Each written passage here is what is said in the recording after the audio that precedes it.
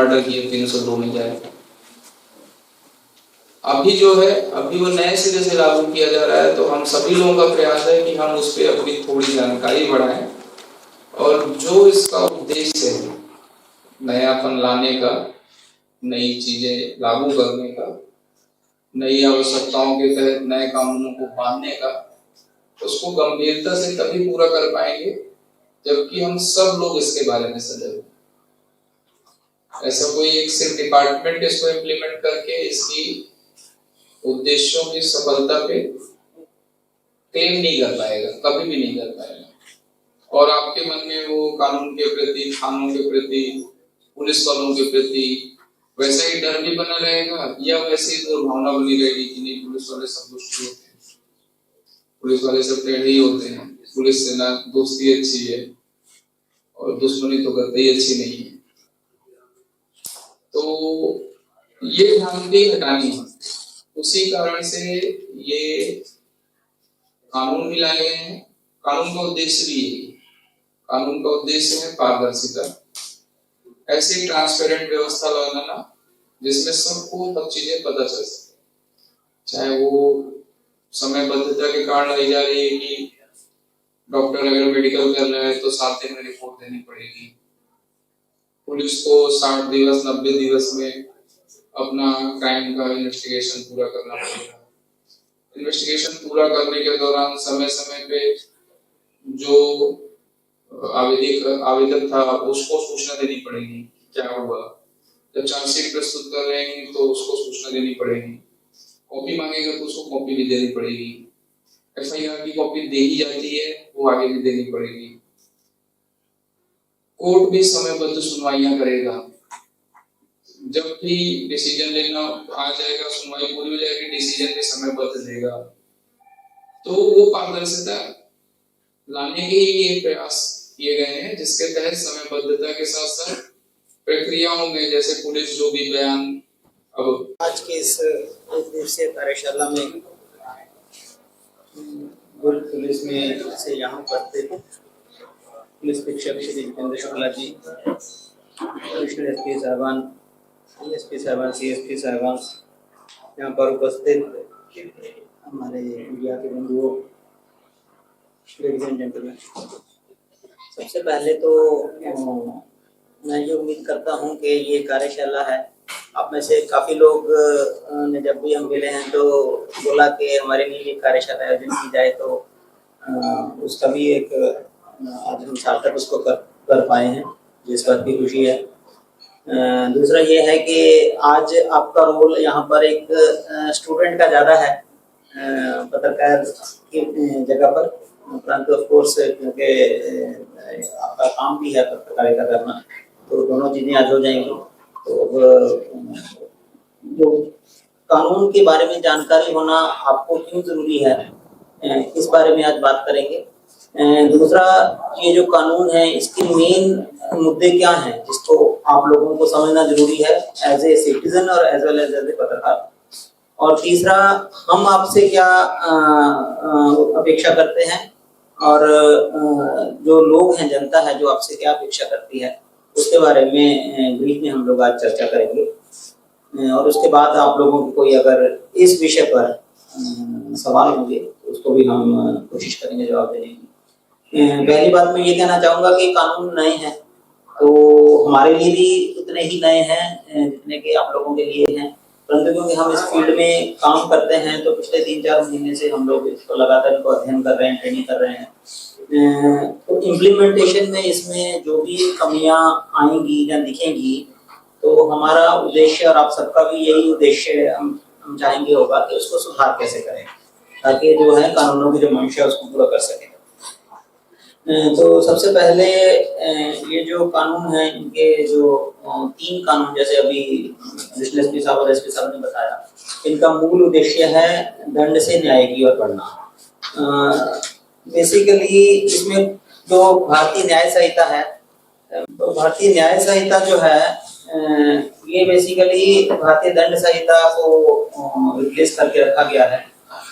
इसका जो इम्प्लीमेंटेशन 1 जुलाई 2024 से तीनों कानूनों का है। ये बात हमें समझनी पड़ेगी कि जो 1 जुलाई 2024 से पहले जो जितने भी अपराध घटित हुए हैं, क्योंकि उसमें कंटिन्यूटी बनी रहनी चाहिए, इसलिए इसमें प्रावधान ये है तो वैसे ही इन्वेस्टिगेट होंगे और वैसे ही कोर्ट में चलेंगे जैसे पुराने प्रावधान, क्योंकि ये क्रिमिनल जूरिस्प्रूडेंस का प्रिंसिपल रहता है कि जब कोई घटना घटित होती है उस समय जो कानून लागू होता है, तो किसी भी व्यक्ति को जिसको कि हम कोर्ट में ट्रायल कर रहे हैं उसको उसी कानून के अनुरूप ही सजा दी जाए। तो अगर उस डेट में कोई कानून परिभाषित नहीं था, जो जिस डेट में ऑफेंस को जिस डेट में ऑफेंस हुआ है उस डेट में कानून जो परिभाषा है उसको उसी अपराध के अंतर्गत ही सजा मिल सकती है। तो बाद में नया कानून बनने के बाद उसको पुराने कानून के हिसाब से ही सजा मिलेगी। तो इसलिए आप मान के चलें कि जो पहले अपराध घटित हो चुके हैं 1 जुलाई से पहले और जिसमें FIR और कोर्ट का कार्रवाई चल रही है वो पुराने कानून के हिसाब से ही चलेगी, परंतु 1 जुलाई के बाद जो भी अपराध घटित हो रहे हैं उसमें ये सारे हमारे जो हैं वो लागू होंगे। तो आपको कई बार FIR में देखने में मिलेगा कि अभी भी कुछ IPC की धाराएं लगी मिलेगी आपको, तो उसमें बहुत लोग कंफ्यूज भी हो सकता हो कि ऐसा क्यों पुरानी धारा में क्यों किया गया। तो डेट ऑफ ऑफेंस से वो चीज परिभाषित होती है। दूसरा, भारतीय न्याय संहिता में जो कई प्रावधान नए किए गए हैं जिसमें कि महिलाओं और बच्चों के संबंधी अपराधों को प्राथमिकता देते हुए उसमें सजा भी बढ़ाई गई है। एक इसमें सबसे इम्पोर्टेंट सेक्शन जो ऐड किया गया है उसका सेक्शन 69 उसको बोलते हैं कि जब भी कोई व्यक्ति, जैसे अभी भी बहुत सारे हमारे पास कंप्लेंट्स आती हैं, FIR भी होती हैं जिसमें कि शादी का झांसा देकर हम कहते हैं कि बलात्कार करना, तो उसमें इस चीज को बलात्कार की परिभाषा से अलग किया गया है जिसमें कि सहमति हो शादी का झांसा देकर, लेकिन उसमें कुछ कुछ क्लॉज हैं जिसके अंतर्गत वो शर्तें पूरी होंगी तभी वो अपराध की श्रेणी में माना जाएगा। जैसे कि कोई उसको नौकरी दिलाने के नाम पर फंसाया गया हो या शादी का झांसा दिया गया हो या एक अन्य और चीजें हैं, तो उसकी परिभाषा में वो चीजें आएंगी। तो पहले के कोई भी ऐसा सेक्शन IPC में नहीं था। उसी प्रकार जैसे अभी स्नैचिंग का बताया, जो मेन 2-3 सेक्शन जो गंभीर अपराधों के लिए ऐड हुए हैं उसमें एक है ऑर्गेनाइज्ड क्राइम, संगठित अपराध जिसको बोलते हैं। पहले ये परिभाषित नहीं था, अब इसमें यह है कि कोई भी व्यक्ति, कोई भी समूह जिसमें 2 या 2 से अधिक व्यक्ति किसी अपराध को घटित करते हैं या किसी ऑर्गेनाइज्ड क्राइम गैंग के रूप में काम करते हैं, क्राइम सिंडिकेट के रूप में काम करते हैं, तो उनके लिए कड़े प्रावधान इसमें किए गए हैं। तो ऑर्गेनाइज्ड क्राइम की परिभाषा ये है कि जिसके खिलाफ 2 चार्जशीटें दाखिल हो चुकी हैं न्यायालय में और न्यायालय ने उनका संज्ञान ले लिया। तो ऑर्गेनाइज्ड क्राइम ना सिर्फ अपराध घटित करेगा तभी सजा का हकदार होगा, बल्कि उस क्राइम सिंडिकेट का मेंबर होना भी अपने आप में ऑफेंस है। तो उनकी प्रॉपर्टीज भी अटैच की जा सकेंगी और कई प्रावधान इसमें खड़े किए गए हैं। दूसरा है इसमें टेररिस्ट एक्ट, जैसे बताया पहले टेररिस्ट एक्ट कहीं भी परिभाषित नहीं था, तो उसको नॉर्मल IPC ऑफेंसेस में ही लिया जाता था, तो उसमें अब इसकी प्रावधान किए गए हैं। और भी कई चेंजेस हैं भारतीय न्याय संहिता में जो भारतीय दंड संहिता से डिफरेंट है। दूसरा है हमारा भारतीय नागरिक सुरक्षा संहिता, जो कि पुलिस विभाग की प्रोसीजर और कोर्ट की प्रोसीजर को डिफाइन करता है कि कोर्ट में जब पुलिस कोई भी कार्रवाई करेगी तो कैसे करेगा। इसमें काफी चेंजेस हैं जो कि पुलिस को अकाउंटेबल बनाते हैं, जो पहले के कानून में नहीं थी चीजें। हालांकि समय समय पर माननीय उच्च न्यायालय और उच्चतम न्यायालय ने इस बारे में काफी निर्णय दिए हैं, परंतु अभी बहुत सारी चीजें भारतीय नागरिक सुरक्षा संहिता में ही प्रावधानित कर दी गई हैं जो कि पुलिस ऑफिसर्स को ड्यूटी बाउंड करती है चीजें करने के लिए। तो मेरा आप लोगों से ये आग्रह रहेगा कि as a 4th pillar of democracy, ठीक है, जो वॉच डॉग होता है हमारा मीडिया, आप लोग इस प्रोसीजर्स को अच्छे से पढ़ें कि पुलिस कहाँ इन प्रोसीजर्स का वायलेशन करती है। ठीक है, देखिए 2 चीज होती है, कानून की ज्ञान ना होना, ठीक है, और जानबूझ के वायलेशन करना। तो ज्ञान ना होना में हम लोग फिर भी उसको एग्जाम्प्ट कर सकते हैं कि इंटेंशन ठीक थी लेकिन ज्ञान ना होने के कारण कुछ गलतियां हुई। परंतु अगर कोई जानबूझ के अगर वायलेशन प्रोसीजर का करता है तो उसके लिए कानून में भी प्रावधान है और विभागीय रूप से भी कार्रवाई करने के हम लोग प्रावधान रहते हैं। तो मेरा आप लोगों से ये आग्रह रहेगा कि इन वायलेशंस का आप लोग ध्यान रखें। जो जनता के लिए जो सहूलियत बनाने के लिए कि न्याय सहूलियत से मिले, उसके लिए दो जो मेन मुद्दे हैं, जो मेन प्रोविजंस हैं जो सबको अफेक्ट करेंगी आने वाले समय में। एक है उसमें 0 FIR और एक है उसमें EFIR का कॉन्सेप्ट। आज की डेट में कोई व्यक्ति है, उसको थाने का नहीं पता कि किस थाने में उसको जाना है, तो अगर वो किसी थाने में जाता है और उसको वहां से ये कह के बोल दिया जाता है कि नहीं हमारे यहाँ काम नहीं है, आप वहां फलाने थाने जाओ, ठीक है। देखिए उसमें प्रैक्टिकल चीज भी है, अगर थाना पास में ही है दूसरा, ठीक है, तो वहां जाने में नॉर्मली किसी को दिक्कत नहीं होती है। परंतु कई बार घटना स्थल की परिभाषा सही ना होने से या जानबूझ के अपनी ड्यूटी को टालने के लिए कई बार पुलिस हमारे अधिकारी कर्मचारियों द्वारा इस चीज को किया जाता है कि हमारे थाने का नहीं है। तो उसमें कंडीशन में 0 FIR करने का प्रावधान है कि आप अगर जिस थाने में गए वहां पे उस थाना प्रभारी की, उस थाने के स्टाफ की जिम्मेदारी है उसमें FIR करना, और अगर उसके बाद किसी और जगह का अपराध बनता है तो उस थाने को FIR ट्रांसफर कर दी जाएगी। तो ये प्रावधान पहले कानून में परिभाषित नहीं था, अभी हो गया है, हालांकि पहले कोर्ट्स इस बारे में बोला गया था, तो अभी अगर कोई नहीं करेगा तो ये सिंपली कानून का वायलेशन होगा। दूसरा है EFIR का प्रावधान, जिसमें कि आप घर से बैठे भी आप FIR लिखवा सकते हैं, परंतु क्योंकि इसका मिसयूज होने के चांसेस बहुत ज्यादा हैं कि लोग किसी के खिलाफ कोई भी कंप्लेंट दे देंगे कि हमें अकाउंटेबिलिटी नहीं बनेगी कोई, तो इसके लिए ये है कि आप 3 दिन के अंदर थाने में जाके FIR उसको साइन करना पड़ेगा आपको। इसका उदाहरण मैं आपको देता हूँ कहाँ उपयोगी होगा ये। मान लीजिए कोई व्यक्ति कहीं बाहर है शहर से और उसके घर में मान लीजिए चोरी हो गई, तो अभी आज की डेट में उसको FIR लिखाने के लिए बाहर से इमीडिएटली आना पड़ता है, कोई पड़ोसी के ना किसी के कहने पे FIR नॉर्मली नहीं होते, क्योंकि जो विक्टिम है वही FIR कराता है। तो वो EFIR करवा सकता है और पुलिस घटनास्थल पर जाके उसको सुरक्षित कर सकेगी, कुछ एविडेंस कलेक्ट करना चाहे वो भी कर सकेगी, और 3 दिन के अंदर वो व्यक्ति आके थाने में अपनी FIR साइन कर देगा, तो कानूनी प्रक्रिया उसकी फॉर्मलाइज हो जाएगी।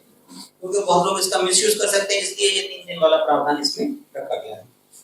जैसे अभी SP साहब ने बताया, FIR की कॉपी विक्टिम को देना ये कंपल्सरी इसमें कर दिया गया है।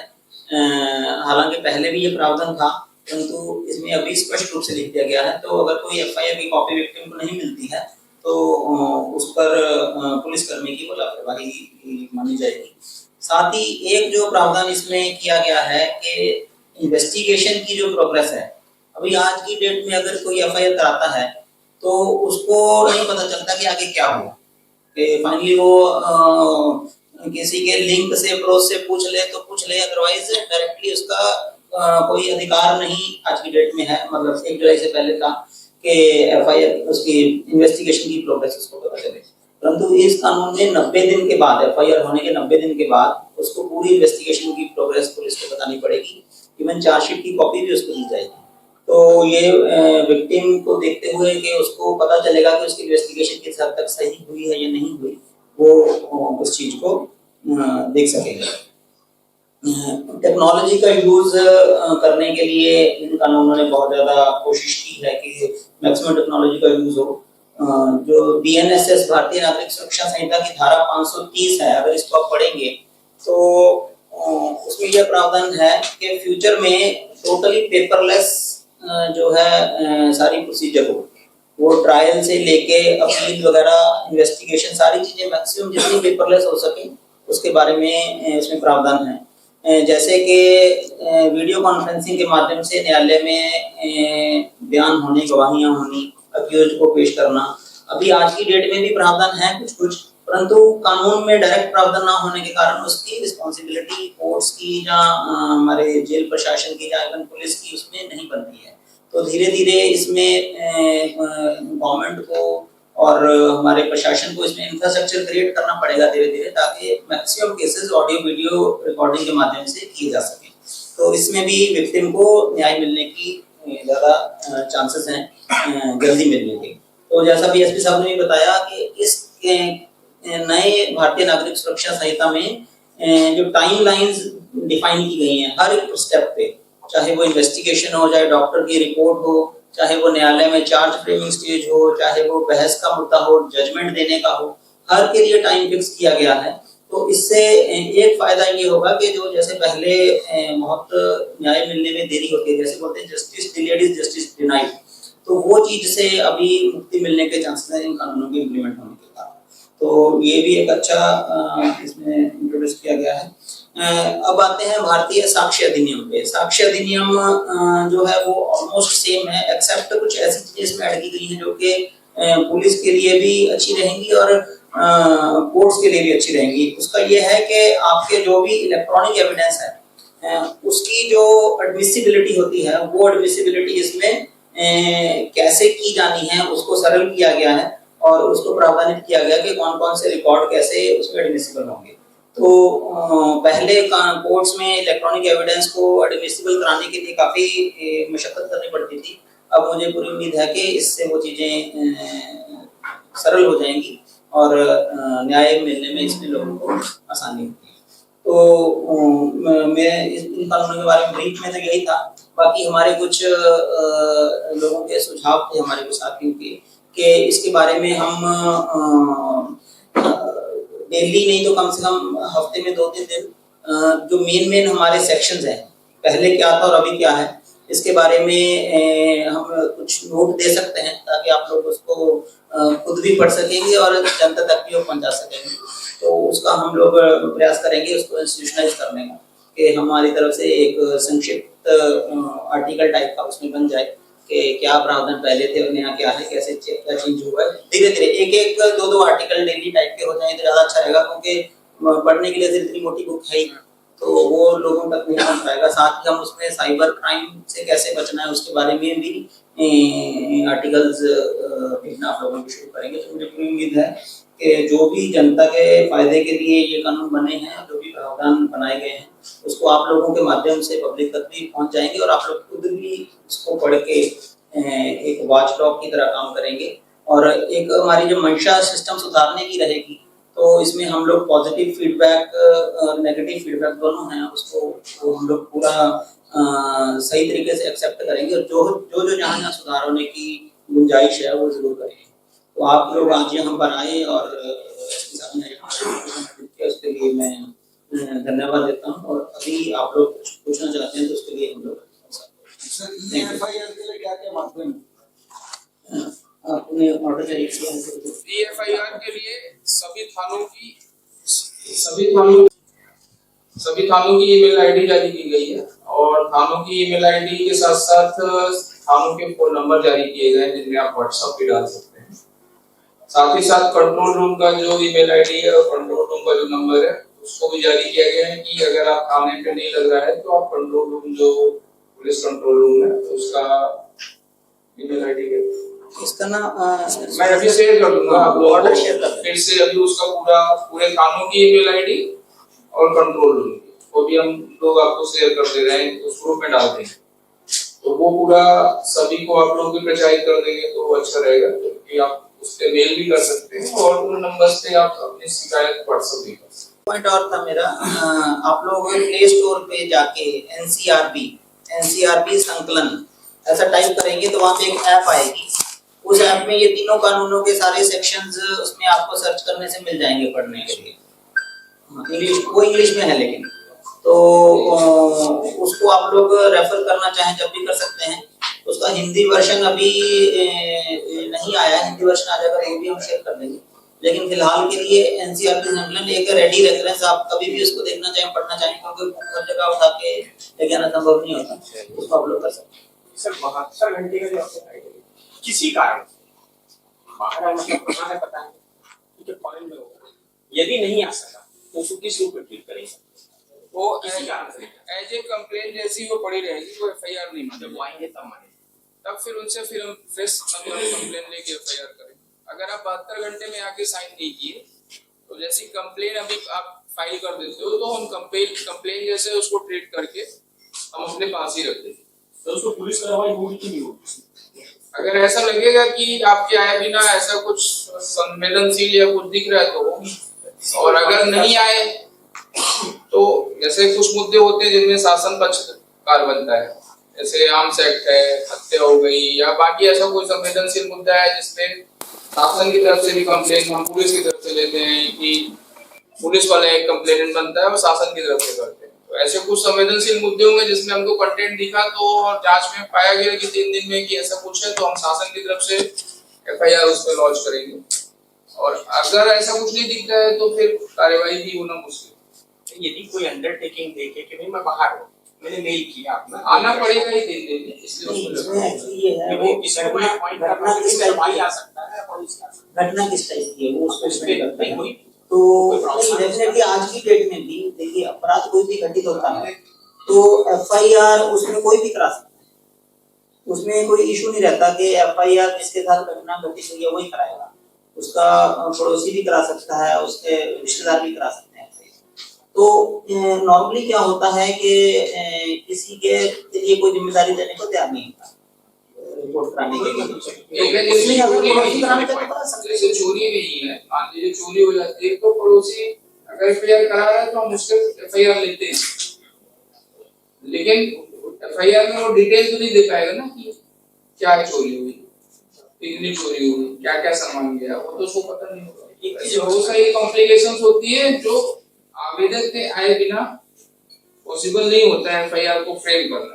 दूसरा, उसकी साइन के बिना FIR की प्रक्रिया पूरी नहीं होती। जो भी आवेदक होता है उसकी साइन कंपलसरी है, तब जाकर FIR की प्रक्रिया जो अंत में जो साइन उसकी लगती है उसकी प्रक्रिया तभी कंप्लीट मानी जाती है जब उसकी साइन होती है, तब वो पक्षकार होता है।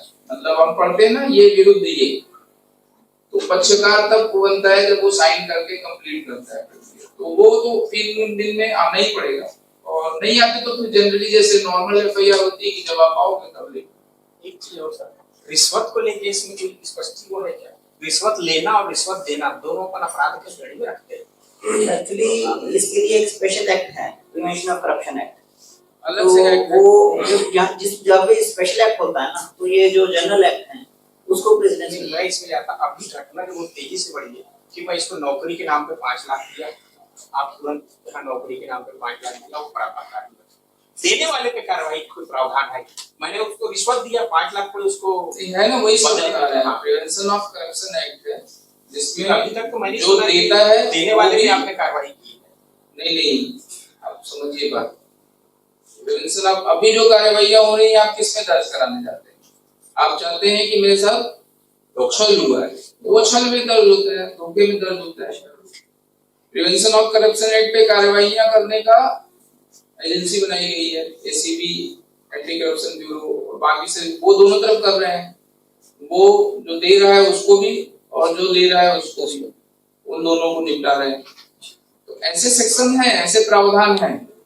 वैसे प्रावधान में जब आवेदक जो देने वाला है वो आवेदक बन के आ जाता है कि हमारे साथ छल हुआ, तो उसकी परिभाषा ही बदल गई। मतलब वो ये नहीं क्लेम कर रहा है ना कि हमने राइट दी, वो ये क्लेम कर रहा है, आप ये एकदम क्लियर समझिए, वो ये क्लेम कर रहा है डेफिनेशन के हिसाब से कि उसके साथ छल हुआ। जब वो छल क्लेम करेगा तो वो आवेदक ही होगा, तब वो उसमें कल्प्रिट नहीं हो सकता। सर पहले कि जैसे केस हुआ और व्यक्ति जो है सेटिंग कर लेता था और न्याय नहीं मिल पाता था, और कहीं न कहीं केस कमजोर हो जाता था, अब पुलिस को भी भय होना पड़ता था। इस प्रावधान में क्या ऐसा है जो साथ आप बता रहे हैं, तो सेटिंग जो करते हैं वो नहीं हो पाएगा, उसको न्याय मिलेगा ही पीड़ित को? ऐसा नहीं, बहुत सारी चीजें की गई है ना, जिम्मेदारी सेट करने के लिए ये किया गया है कि जैसे हम आज भी अगर हमको बयान लिखना होता है फेवर में तो हम सबके बयान एक जैसे काट देते हैं। मतलब 5 गवाह लिए और 5 के बयान एक जैसे काट दिए, तो कोर्ट में गए पलट गए, हमने तो लिया ही नहीं है। लेकिन अभी तो रिकॉर्डेड बयान होंगे ना, अभी तो रिकॉर्डेड हो सकते हैं। जैसे महिलाओं बच्चों के संबंधित जो FIR दर्ज होनी है, वो जब FIR लिखा रही है तो उसकी रिकॉर्डिंग होनी चाहिए होगी। मतलब बाहर से कोई एक रिकॉर्ड कर रहा होगा, वो बोल रही होगी और हम लिख रहे होंगे, उसकी प्रॉपर महिलाओं बच्चों संबंधी अपराधों में ये प्रक्रिया में लाना है, कंपलसरी है, इससे आप हट नहीं सकते। किसी भी प्रकार का सर्च सीजर, मतलब हर तरह के सर्च सीजर को आपको वीडियो रिकॉर्ड करना है, मतलब रिकॉर्डिंग करनी ही करनी है। आप किसी के घर को सर्च कर रहे हो, किसी के पास से कुछ चीज कर रहे हो, उसकी रिकॉर्डिंग आपको देनी ही देनी है। आप नहीं दोगे तो जो जिसके खिलाफ आप केस बनाओगे उसको फायदा होगा, वो छूट जाएगा या उसका रिमांड नहीं मिलेगी। ऐसी बहुत सारी चीजें लाई गई हैं जो अभी शुरू में ऐसा लग रहा है कि थोड़ा सा कैसे होगा, कब होगा, कर पाएंगे नहीं कर पाएंगे, लेकिन अब आ गया है तो धीरे धीरे कंपलसरी हो गई होगा। 2 बार गलती होगी, 4 बार गलती होगी, लेकिन अंत में इसको साक्ष्य में एआई का जमाना है आजकल, साक्ष्य में किसी तरह की छेड़छाड़ नहीं कर सकते जो आप लोग इसमें नहीं कर सकते ना, उसका सर्टिफिकेशन होगा ना। जैसे इन्होंने अपने मोबाइल से बनाया तो इनको एक अपना सर्टिफिकेट देना पड़ेगा कि ये हमारा मोबाइल है, उसकी हैश वैल्यू ये है और उसका वीडियो ये रहा, सर्टिफिकेशन इन्होंने किया। उस वीडियो को हमने दूसरे से एक्सपर्ट से उसका सर्टिफिकेशन बनाया कि इसमें इतना ही है, इतने समय से इतने समय तक का वीडियो है, ये करके वो एक्सपर्ट का सर्टिफिकेट बनाया। अब एआई आएगा, उसका चैलेंज कितना होगा, उसमें कुछ जो भी चैलेंजेस आएंगे उसके अकॉर्डिंग जो तैयारी होगी वो फिर होगा। लेकिन अभी हमारे वाले में छेड़छाड़ करके दूसरा कोई एआई से बना देगा, इसकी चांसेस अभी कम है। प्रिवेंशन ऑफ करप्शन एक्ट में मैं थोड़ा मेरा एक्सपीरियंस है उसमें 7 साल सीए में रहने के कारण। बेसिकली उसमें क्या होता है कि जो पब्लिक सर्वेंट है जब उसको कोई रिश्वत देता है, ठीक है, तो अगर पब्लिक सर्वेंट की कंप्लेंट है कि मुझे रिश्वत दे रहा है तो नॉर्मली उसमें कार्रवाई होती है। दूसरा कि अगर कोई इंडिविजुअल पब्लिक सर्वेंट को रिश्वत दे रहा है, पब्लिक सर्वेंट रिश्वत मांग रहा है, इंडिविजुअल कंप्लेंट करता है, उसमें पब्लिक सर्वेंट पे कार्रवाई होती है। तो एक को ट्रैप कहते हैं, एक को रिवर्स ट्रैप कहते हैं, ठीक है। तो उसमें ये प्रावधान है कि जो रिश्वत जिससे मांगी गई है वो आदमी अगर 7 दिन के अंदर रिश्वत मांगने के दिनांक से अगर कंप्लेंट करेगा तब तो वो उसको ये निर्दोष माना जाएगा कि आप उसमें भागीदार नहीं।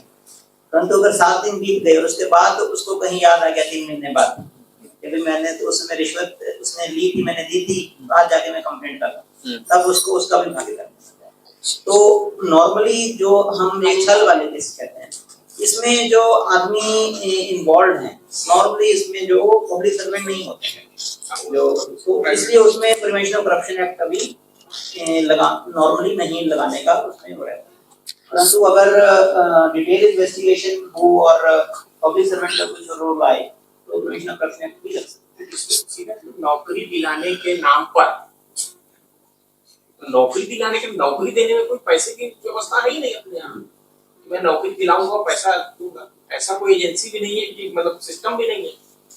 वो छल तो एक अलग चीज होगी ना सर, इसलिए मैं परिभाषाएं डिफाइन की गई ना, परिभाषाएं की लिमिट है।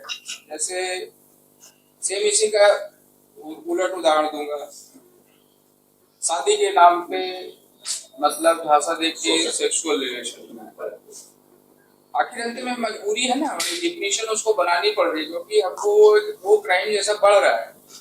आपको लगता है कि ऐसा होता होगा कि मतलब या ऐसा इतने सारे केसेस इसलिए बढ़ रहे हैं कि शादी का झांसा देके या नौकरी का झांसा देके, लेकिन ऐसा है ग्राउंड पे। तो ग्राउंड पे है तो उसको डिफाइन करने के लिए या कंट्रोल करने के लिए एक रूल बनाया गया, उसको रूल में डिफाइन कर दिया गया। पहले नहीं था तो हम सब 376 एक ही जैसा मान रहे थे, सबको 376 में निपटा रहे थे, मतलब चाहे ये वाला हो चाहे वो वाला हो, चाहे रियल जो रेप की जो डिफिनेशन थी वो वाला हो, तो सब 376 में जा रहा था। तो अभी हमने डिफाइन किया। उसी तरह से छल में भी वो, जैसे सर ने बताया कि प्रिवेंशन ऑफ करप्शन एक्ट इसलिए बनाया है कि आपके फायदे के लिए, जब आप किसी सरकारी कर्मचारी से या किसी गवर्नमेंट ऑफिशियल से या किसी भी ऑफिस में आप करप्शन की बात कर रहे हो तो उसके लिए लड़ने के लिए बना है। आप 2 लोग एक दूसरे के ऊपर भरोसा करके आपस में लेन देन कर रहे हो तो एक तरीके से तो वो तो क्राइम ही नहीं है। जो आप कह रहे हैं वो भी है, लेकिन अगर डीप में जो डेफिनेशन पढ़े, पब्लिक सर्वेंट को इन्फ्लुएंस करने के लिए अगर कोई पैसा देगा तो वो रिश्वत देने की नहीं मानता। अब ये तो एक तरह के प्राइवेट लोग ही रहते हैं पैसा लेते हैं। आवेदक है, यदि वो अपना ई साक्ष्य कुछ लाता है तो एडमिसिबल है। आपने बनाया, मैंने बनाने लाया क्या किसी कारण देर से पहुंचा कि नहीं, मुझे लगता है कि मुझे बना के किसी देना चाहिए, तो वो एडमिसिबल है कि नहीं? एडमिसिबल वो हमारे चेकिंग पे डिपेंड करता है। हम देखेंगे उसकी कंटेंट की गंभीरता और कंटेंट की क्राइम के साथ रिलेशन देखेंगे। अगर है वो तो आज भी एडमिसिबल है, हम उसको जब्त करके उसका सर्टिफिकेशन करा के कोर्ट में प्रस्तुति करेंगे। एक सवाल ये जो अक्सर होता है शासकीय कार्य का विरोध करता है, ये हमारी दादा की इसमें बदलाव किया है कि थोड़ा सा ठेले वाले का कुछ बोल दिया तो तुरंत लगा देते हैं शासकीय कार्य वाला। इसमें से कुछ इसमें प्रावधान नहीं, इसमें जो पहले प्रावधान था वही है। ये शुरू से बात चलता रहा है कि न्यायालय में पुलिस आरोपी जो है पुलिस के सामने जो बयान देता है वो मान्य नहीं होता। तो ये वीडियोग्राफी सारे आने के बाद क्या उसमें दो चीज, वीडियोग्राफी इसमें आपको फिर पूरा टेक्निकल प्रोसीजर समझानी पड़ेगी। बेसिकली क्या होता है कि जो पुलिस की इन्वेस्टिगेशन होती है, जो भी बयान नोट होते हैं वो न्यायालय के सामने रिपोर्ट रखी जाती है। न्यायालय के सामने वो रिपोर्ट जस्ट एक आधार है कि भाई ये चालान है, इसमें ये गवाह। अब वो गवाह न्यायालय के सामने आके बयान देंगे, जो वहां बयान देंगे वो ही माना जाएगा कि ये इसने बोला। पुलिस ने जो बयान लिखा है वो एक न्यायालय आधार मानती है कि हाँ इस मुद्दे पे इसने पूछताछ की, ठीक है, तो उसको कॉन्ट्राडिक्शन के लिए यूज किया जा सकता है। तो वही जब ऑडियो वीडियो रिकॉर्डिंग करेंगे तो वो भी सेम लेवल का होगा। अब रही अक्यूज्ड की बात, अक्यूज्ड जो पुलिस के सामने बयान देता है वो मान्य नहीं है न्यायालय, क्योंकि ये माना जाता है कि पुलिस फोर्सफुली भी पुलिस से कुछ कन्फेशन करा सकती है और हमारे कॉन्स्टिट्यूशन में प्रावधान है किसी को भी आप अपने अगेंस्ट बोलने के लिए मजबूर नहीं कर सकते। लेकिन वीडियो ऑडियो रिकॉर्डिंग करने से एक थोड़ा सा जज की माइंड में एक क्रेडिबिलिटी बन जाती है उस स्टेटमेंट कि हाँ भाई ये आदमी पुलिस ने लिख के साइन करा लिए तो उसकी इतना नहीं फर्क पड़ता, पर कोई आदमी अपने मन से बोल रहा है और बोलने आपकी वीडियो रिकॉर्डिंग में ये क्लियर दिखने लग जाता है कि बाकी ये आपको भी तो पता चल ही जाता है देखने से कि सही बोल रहा है गलत बोल रहा है, जवाब में बोल रहा है, तो उसकी एक जज के माइंड में एक वो आ सकती है कि सही हुई है सर। उसकी एविडेंशियली वैल्यू सेम है। सर, महिलाओं के लिए नए कानून बनाए गए हैं। अक्सर कई बार ऐसा हुआ है कि महिलाएं गलत आरोप लगाकर किसी इंसान को अंदर फंसा देती है, बाद में साबित होता है कि वो आदमी सही था। क्या इस केस में महिलाओं के ऊपर भी कोई कार्रवाई की जाएगी? नहीं, देखिए उसके लिए पहले भी कानून है कि परजुरी एक है कि कोर्ट में अगर झूठ बोलना है,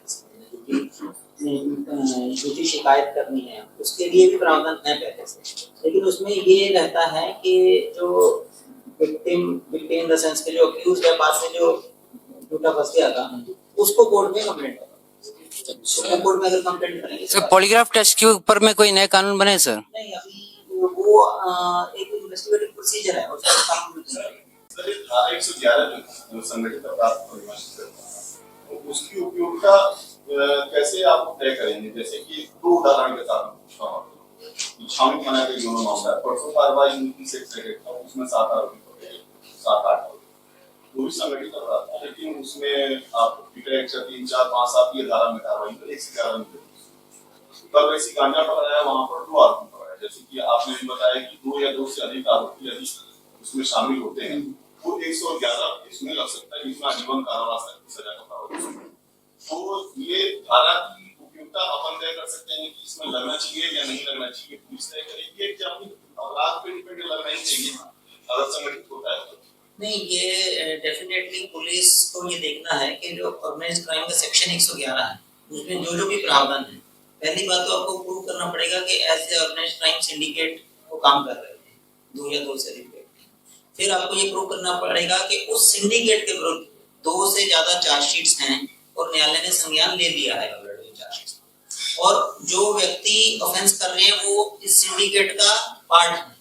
ये 3-4 मिनिमम कंडीशन आपको प्रूव करनी पड़ेगी, तब जाके बता रहा। और बाकी अभी नई धारा है तो ये जैसे जैसे कानून का ये रहता है कि कई चीजें अभी एम्बिगुअस होती हैं, आपको नहीं समझ में आता कि ये सही है या गलत है, तो उसमें समय समय पर हाई कोर्ट सुप्रीम कोर्ट के निर्णय आते हैं कि नहीं आपने ऐसे किया ये गलत है, आपको ऐसे करना चाहिए। तो वो डिपेंड करता है कि अगर कुछ कंफ्यूजन रहेगी तो वो हाई कोर्ट और सुप्रीम कोर्ट उसको क्लियर करते हैं। बोल रहा था तो उनका पहला सवाल था, जैसे सर ने उसमें बहुत कुछ स्पष्ट कर दिया कि अभी वो एकदम नया है, मतलब उसका यूज क्या होगा, कैसे होगा, एकदम नया कुछ आता है ना, तो मतलब बहुत सारी चीजें मतलब ऐसी परतों में छुपी हुई है कि जब तक पढ़ते हो उसकी उठाती नहीं जाएंगे तब तक समझ नहीं आएगा कि क्या क्या कर सकते हैं। मतलब बहुत संभावनाएं हैं, उसमें बहुत सारा स्कोप है। जैसे आप बोले कि पुलिस को ही करेगी, तो पुलिस को वो मौका दिया गया है कि पुलिस उसको यूज करे पॉजिटिवली।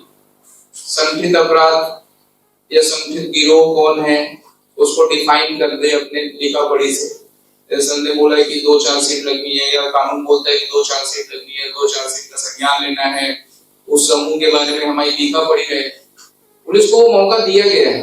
पुलिस को मौका देने के साथ पुलिस को जिम्मेदारी के साथ वो लिखा पढ़ी करने का काम दिया गया है कि वो संगठित अपराध को लिखा पढ़ी में करके ले आए और ग्राउंड पे उसको प्रूव कराए। एक तो वो तरीका है कि हम उसको संगठित अपराध सिद्ध कर दें। इसको दोनों तरीके हैं कि संगठित हो रहा था तो उसको सिद्ध कर दें, संगठित दिख रहा था और हमने लिखा पढ़ी करके सिद्ध किया, मतलब हमारी तरफ से संगठित शुरू हुआ कि नहीं, इसको संगठित पे निपटा देंगे। तो दोनों तरीके हैं, आपका यूज मिसयूज दोनों आपको कानून बनता है, आपके देखने के नजरिए हैं। आपको दिया गया, आपको उसको अच्छे से टैकल करने के लिए जो संगठित चीजें चल रही हैं। कोई उसको मिसयूज करना चाहेगा, मिसयूज करने को रोकने के लिए जैसे ही ये बढ़ेगा, बहुत सारी चीजें अभी इसमें जो संगठित अपराध पूरे मान लीजिए स्टेट में चल रहा है, उसका नोटिफिकेशन जैसे यूएपीए पहले से एक कानून है, उसमें हर स्टेट बैंड ऑर्गेनाइजेशन के बारे में नोटिफिकेशन हर साल जारी कर देता है। तो हो सकता है कि जब ये शुरू हो तो ऐसा ही कुछ स्टेट कुछ चीजों पे, कुछ अपराधों पे, कुछ गिरोहों के बारे में चिन्हित कर दे। कुछ संगठित गिरोहों को पुलिस जैसे भी गुंडा बदमाश की लिस्ट निकालती है, निगरानी बदमाशों की लिस्ट निकालती है, ऐसे ही संगठित गिरोह संगठित अपराधों पे मतलब लिखा पढ़ी करके, कार्रवाई करके, उनके चार्जशीट के डिटेल निकाल के, उनके खिलाफ अपराध निकाल के, उसको उनके सदस्यों के नामजद करके उनको संगठित गिरोह का भी वो नोटिफाई कर दे कि ये संगठित गिरोह है, ये संगठित गिरोह के सदस्य हैं, इनके द्वारा ये काम किया जाए। तो वो भी प्रक्रिया में है। उसको करने में चूंकि 2 चार्जशीट लगनी है, 2 चार्जशीट लगने में मतलब आप मिनिमम टाइम लगाएंगे तो 6 महीना लग जाएगा, तो 90 दिन 3 महीना मान लेते हैं तो 6 महीने, तो वो करने में 1 साल लगेगा। और उसका स्कोप कितना, मुझे तो बहुत पॉजिटिव दिखता है कि अगर आप पॉजिटिवली क्राइम को हैंडल करना चाहते हैं। जैसे चोरियां हो रही हैं, आपने 2 उदाहरण वैसे लिए, मैं दूसरे 2 तरह के उदाहरण, जैसे बाइक चोरी हो रही है। बाइक चोरी दिख जरूर नहीं रही है कि बहुत बड़ा गंभीर या इस टाइप का है, लेकिन वो संगठित ही हो रहा है, कोई ना कोई उसको डेली कर रहा है। अभी बाइक चोरी में क्या है, अभी आज पकड़िए, चौथे या 5वें दिन में जमानत हो जाती है। बाइक का क्या हुआ क्या नहीं, आदमी गया और इधर उसको अपना इंश्योरेंस का पैसा मिलना होगा, वो मिल गया। चोरी का क्या परिणाम निकला उसका कुछ भी पता नहीं है। तो उसको टैकल करने के लिए अब आपको दिया गया कि आप उसको छोटे संगठित अपराध में ले आइए, उसकी सजाएं पड़ेंगी। उसको टैकल करने के लिए आप उसकी लिखा पढ़ी मजबूत करिए। तो पुलिस को वो क्राइम कंट्रोल करने के लिए ये सिचुएशन दिखी नहीं है, तो इसलिए ये दोनों धाराएं छोटे संगठित अपराध और संगठित अपराध लाए गए हैं। चोरियां हैं, छोटी छोटी चोरियां हैं, रेलिंग उखाड़ ले गए, नगर निगम के सारे बोर्ड उखाड़ ले गए, संगठित रूप से कराए जा रहे हैं, क्योंकि कोई एक पर्टिकुलर आदमी करवा रहा है लेकिन इन्वॉल्व बहुत लोग हो रहे हैं उसमें।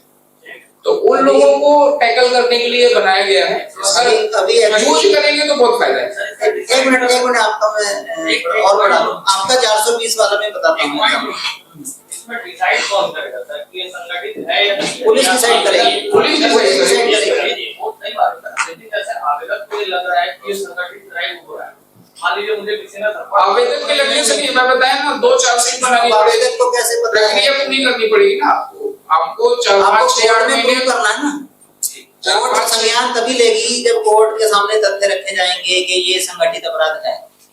जैसे आदमी गुंडा बदमाश नहीं होगी उसमें से, आदमी किसी को गुंडा बदमाश नहीं घोषित कर सकते ना, उसके खिलाफ प्रॉपर ये 5 तथ्य हैं होने चाहिए, ये है तो आप उसको सूची में ला सकते हो। मतलब मिनिमम इतनी शर्तें तो चाहिए ही।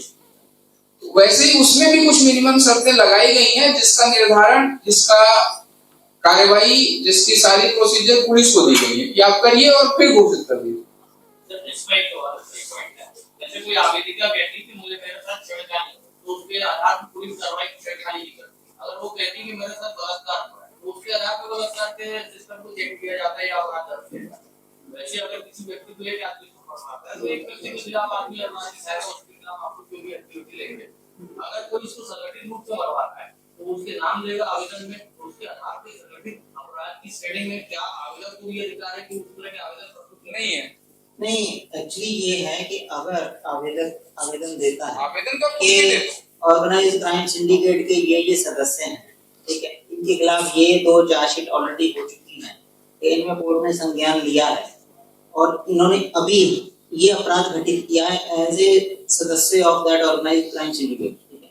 ये सारे फैक्ट उस आवेदन में होने चाहिए विद सपोर्टिंग डॉक्यूमेंट्स, ठीक है, तो एफआईआर भी हो सकेगी उसमें। लेकिन वो उसके पास जानकारी होना, जैसे मान लीजिए ऑर्गेनाइज्ड क्राइम सिंडिकेट है, कैसे वो आवेदन में लिखेगा कि कैसे उसको कैसे पता है ऑर्गेनाइज्ड क्राइम सिंडिकेट?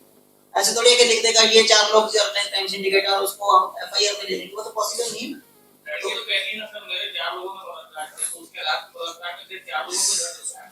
वही तो कह रहा हूँ ना, तो वो इंसिडेंट पे डिपेंड करता है ना, ये इंसिडेंट नहीं है। Organised crime is not an incident.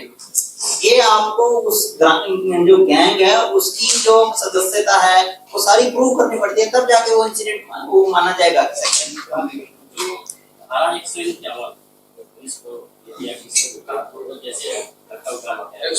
170 हो गया अधिकार में और बढ़ा दिया गया। इसमें एक चीज बढ़ाई गई है कि जैसे किसी लॉ एंड ऑर्डर सिचुएशन में कोई पुलिस की बात नहीं मान रहा है वहां पर, ठीक है, तो पहले ये था कि आप उसको अरेस्ट करते हैं 24 घंटे में मजिस्ट्रेट के पास पेश करना होता है, ठीक है। अभी उसमें ये दिया गया है कि 24 घंटे तक पुलिस बिना मजिस्ट्रेट के पेश किए भी उसको रख के छोड़ सकते हैं। लॉ एंड ऑर्डर सिचुएशन में पुलिस का जो बात नहीं माने। सर एक सवाल है, किसी भी थाना क्षेत्र में पब्लिक प्रॉपर्टी को डैमेज करते हैं, जैसे बीएसपी की प्रॉपर्टी हो गई या निगम की प्रॉपर्टी हो गई, क्या निगम या बीएसपी जब तक एफआईआर नहीं करेगी तब तक क्या पुलिस कार्रवाई करेगी या नहीं करेगी? सर ये डिपेंड करता है कि क्या कंप्लेंट में लिखा है, कौन से ऑफेंस किए हैं। सर जैसे जनरल अभी मेरे दिमाग में धारा तो नहीं आ रही है कौन सी लगेगी, लेकिन पब्लिक प्रॉपर्टी डैमेज एक्ट एक है, उसके प्रावधान अगर पूरे होंगे तो जैसे सेंट्रल एवेन्यू में सर रेलिंग्स लगे थे अभी 6 सेंटर साइड में अपने, वहां से अक्सर रेलिंग चोरियां होते जा रही है, गायब होते जा रहा है, बीएसपी कोई कार्रवाई नहीं कर रही। उनसे पूछा गया तो वो बोली कि हम देख रहे हैं। के लिए जिस आदमी की, अब जैसे मान लो आप की कोई संपत्ति है जी, चोरी हो गई, आप शिकायत कराने आओगे तो होगा, आपका पड़ोसी लिखाने आएगा कि संपत्ति चोरी होगी, आप बोलोगे मेरे कोई नहीं चोरी, तो कैसे एफआईआर होगा? तो जिसकी संपत्ति है वो लिखाएगा शिकायत। नए कानून में अब जैसे कि हम लोग समाचार बनाते रहे हैं तो बहुत सारे आरोपियों का फोटो नाम ये सब लगातार हम छापते रहे और हम लोग ये समझते भी रहे कि आरोपी का नाम छापना हमारा अधिकार है। तो नए कानून में कोई ऐसा भी प्रावधान किया गया है क्या कि कुछ मामले के चुनिंदा आरोपियों की पहचान नहीं बताई जाती? वो जैसे आरोपियों के संबंध में तो विशेष नहीं है, परंतु महिलाओं और बच्चों वाला जो पहले से एप्लीकेबल है कि पहचान उजागर नहीं करेगी, चाहे वो पीड़ित हो, ठीक है, चाहे वो आरोपी हो, बच्चे उनको तो बिल्कुल ही नहीं कर सकते। आरोपी की पहचान नहीं, देखिए जो पहले प्रावधान है इसमें उसमें कोई चेंज नहीं, तो इसमें जजमेंट्स भी आई हैं सुप्रीम कोर्ट की टाइम टू टाइम कि आपको महिलाओं और बच्चों से संबंधित जो उनकी आइडेंटिटी है वो जो डिस्क्लोज नहीं करने के अभी आज की डेट में जो चल रहा है वो सर कोई बच्चा का गुम जाता है उनको फोटो जैसे होता है तो उसको भी हम लोग नहीं कर सकते। वो तो देखिए विक्टिम को आप अगर हेल्प कर रहे हैं क्राइम के उसमें इन्वेस्टिगेशन में, होता है कोई बच्चे गुम बच्चों की फोटो तो चलाती है, ये बच्चा किसी को मिले तो बताएं। वो कोर्ट में जो भी कानून बनता है ना वो एक सामान्य समझदार आदमी के पॉइंट ऑफ व्यू से बनता है, ठीक है।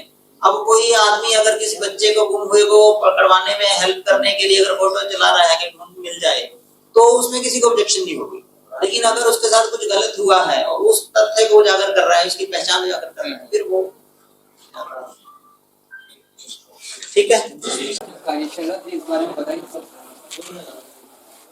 1 जुलाई से पूरे भारत में नवीन कानून लागू हुए हैं, भारतीय न्याय संहिता, भारतीय नागरिक सुरक्षा संहिता और भारतीय साक्ष्य अधिनियम।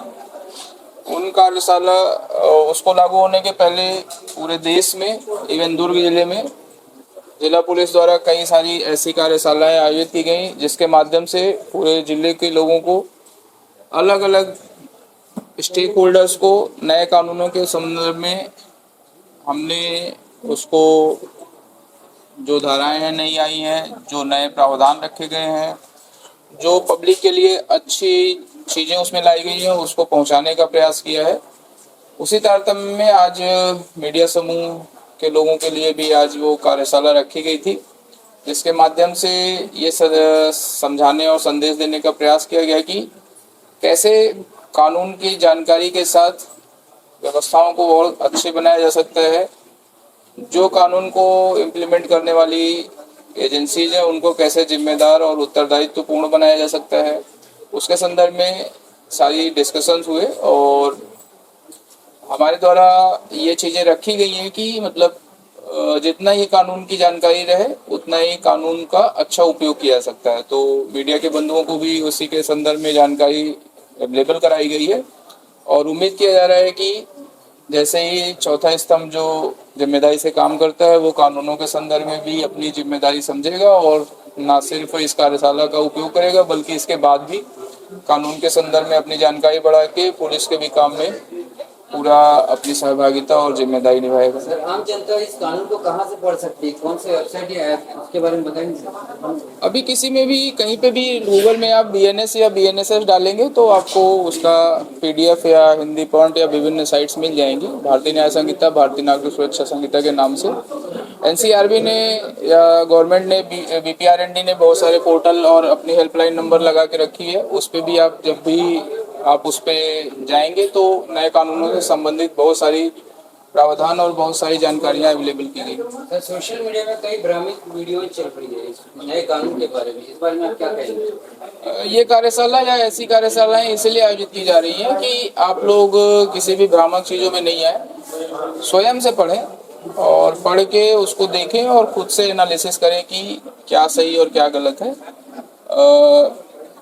इंटरनेट और सोशल मीडिया का ज़माना है, वहाँ पे भ्रामक खबरें रहती हैं। अगर हम जिम्मेदार हैं तो भ्रामक खबरों को पहले पोस्ट करें, उसके बारे में जानकारी लगाएं, उसके बारे में पढ़ें और फिर उस पर रिएक्ट करें। मुझे उम्मीद है कि जितना आप जानकारी इकट्ठा करेंगे, पढ़ेंगे तो आपको नए कानून हमेशा अच्छी लगेंगे। जो बड़े अपराध हैं उनको जैसे कैटेगराइज कर रहे होंगे तो उसको कैसे कर रहे हैं, क्या क्या जानकारी?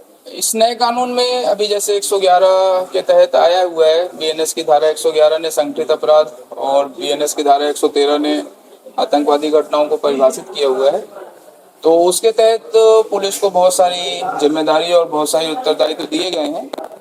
अगर हम उसको अच्छे से यूज करें तो जो आज बहुत सारे छोटे अपराध, संगठित अपराध जो दिखते हैं लेकिन हम उसको अभी संज्ञान में नहीं ले रहे हैं, उनसे मुकाबला करना, उनसे लड़ना बहुत आसान हो सकता है। छोटे छोटे चोरियों से लेके, बाइक चोरियों से लेके, ऐसे अलग अलग तरीके के बहुत सारे काम हैं जो संगठित रूप से चल रहे हैं लेकिन उनसे लड़ने के लिए अभी तक कोई ऐसा कानून या धाराएं नहीं थी, जिसको देखते हुए भी, संज्ञान लेते हुए भारत सरकार ने इस नए कानून में उसके लिए प्रावधान रखा है।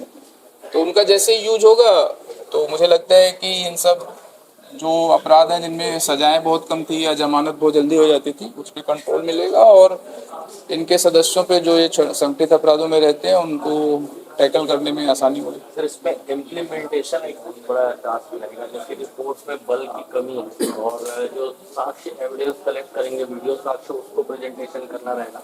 कोर्ट में जजेस की कमी है, इसको फिर कैसे अभी लागू हुआ है और भारत सरकार ने भी इसको पूरे तरीके से लागू करने के लिए पायलट प्रोजेक्ट के रूप में मतलब 2 साल 2.5 साल का समय लिया हुआ है और होपफुली अगले 1.5-2 सालों में पूरा इंफ्रास्ट्रक्चर से लेके जो फोर्स की भी जो अलग अलग जगहों पे रिक्वायरमेंट है और जो जज लोगों से रिलेटेड जो रिक्वायरमेंट है वो सभी कानून के इम्प्लीमेंटेशन के साथ समयबद्ध तरीके से पूरी कर ली जाए। Thank you. बहुत धन्यवाद सर, आईजी सर और एसपी सर, आप दोनों का बहुत धन्यवाद। आपके सानिध्य में ये कार्यक्रम आज हो पाया और हमारे मीडिया के सभी साथियों का बहुत बहुत धन्यवाद। आप लोगों ने नवीन भारतीय कानून के परिप्रेक्ष्य में जो कार्यशाला आयोजित की गई थी उसमें भाग लिया और बहुत अच्छे आपके क्वेरीज रहे। आप लोगों ने अपनी जिज्ञासा जाहिर की और आने वाले समय में भी इस तरह के जो प्रयास हमारे होते रहेंगे। आपकी जो जिज्ञासा है कानून को लेकर के उसको हम बताते रहेंगे। इस कार्यशाला में आप सभी आए। पुनः एक बार दुर्ग पुलिस की ओर से बहुत बहुत धन्यवाद।